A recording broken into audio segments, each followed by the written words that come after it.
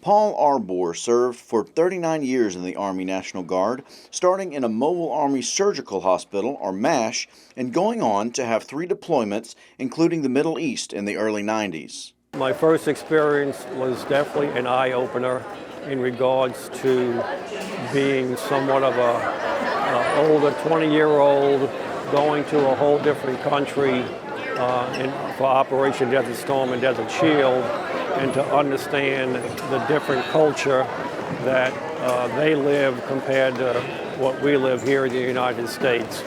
Arbor has a sophomore at Holy Savior Menard High School, where students and faculty paid tribute to him and others in an inspiring program. Arbor says military service runs in his family, as his father served in World War II.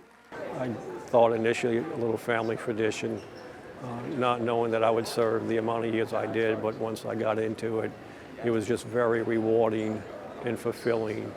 The Menard Color Guard presented the flags, and each branch of the military was honored by the placing of their flag and the choir's rendition of each of the armed forces' songs.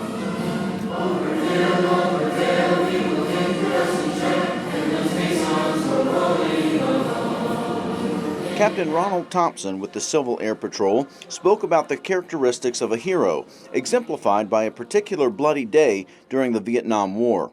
Several soldiers received medals for valor, but he said one recipient stood out because he was a civilian, a journalist who put down his pen and camera to go into the battle and rescue an injured soldier.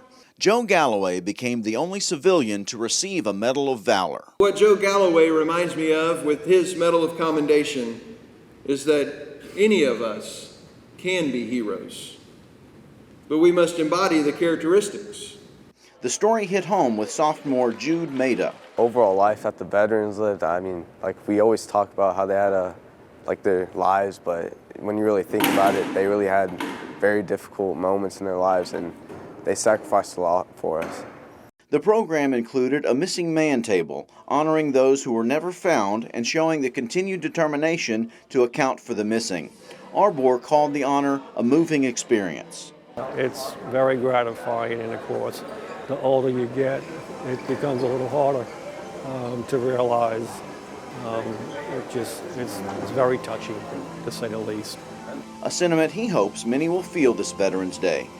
Joel Massey, ABC 31 News that works for you.